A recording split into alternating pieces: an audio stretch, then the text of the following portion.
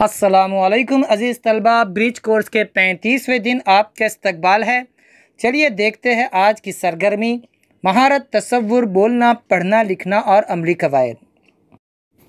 आओ मालूम करें। उस्ताद वालिदैन बच्चों को अल्फाज की तब्दीली को समझाए। पहले जमात हफ्तुम की नज़्म अब्र बहार को गौर से पढ़ने लगवाएं। अज़ीज़ तलबा, यहाँ पर जमात हफ्तुम की नज़्म दी गई है, लेकिन इसमें बहुत सी गलतियाँ हैं, टाइपिंग मिस्टेक्स है। हम आपको पढ़कर सुनाते हैं और जहाँ गलतियाँ हैं उसे बता भी देते हैं। नज़्म बहुत खूबसूरत है। पहले आप नज़्म सुनिए, फिर हम आपको नज़्म का मतलब समझाएंगे। इसमें जो नए अल्फाज आए हैं बताते हैं। सुनिए नज़्म अब्र बहार। अब्रे बहार मस्ती लुटा रही हैं, बढ़ती हुई घटाएं जंगल से आ रही हैं। क्या मद भरी हवाएं इस दौर की हवा को, निरंगी ये फजा को मैं का असर दिया है। अब्रे बहार तुमने रंगी है सहन गुलशन, सहरा जुमर्रदी है। हर शाख गुल बदामन शबनम से गाहरी है। रंगी है सहन गुलशन, सहरा जुमर्रदी है। हर शाख गुल बदामन शबनम से गाहरी है। गुलशन को, जंगलों को, खेतों को, वादियों को गंजे गुहर दिया है।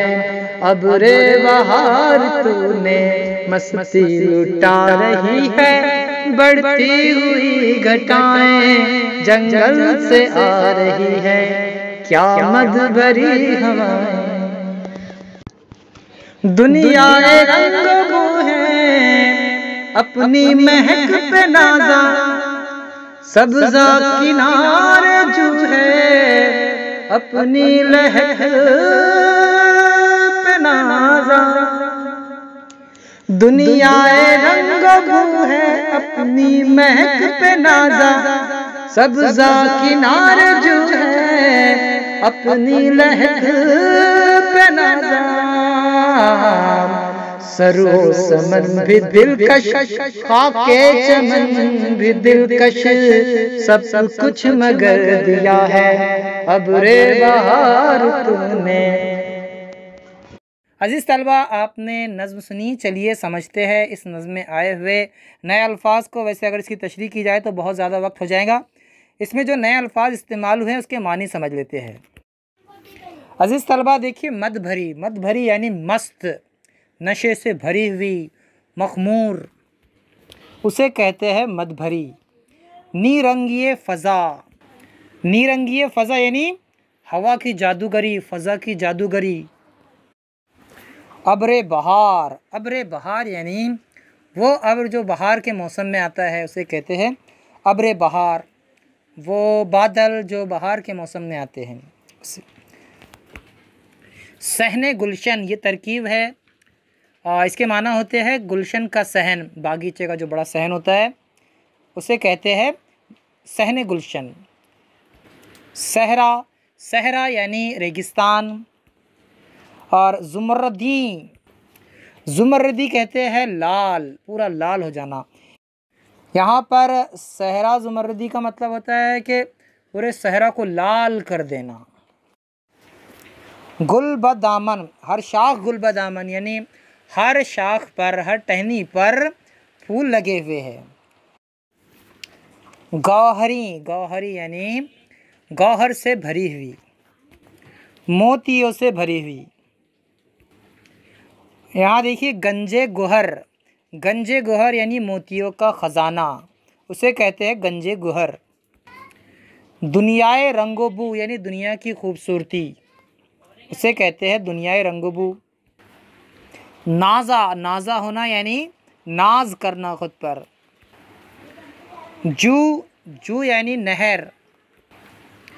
सरो, ये बच्चों सरो एक दरख्त को कहते हैं। समन यानी चमेली। खाके चमन, खाके चमन यानी चमन की खाक, बागीचे की खाक। ठीक है अजीज़ तलबा, चलिए देखते हैं इस पर क्या मश्क दी गई है। आओ अहलियत पैदा करें। दर्ज बाला नज़्म अब्र बहार में रंग से रंगी बनाया गया है। इस तरह अल्फाज की तब्दीली के लिहाज से अल्फाज तलाश करते हैं।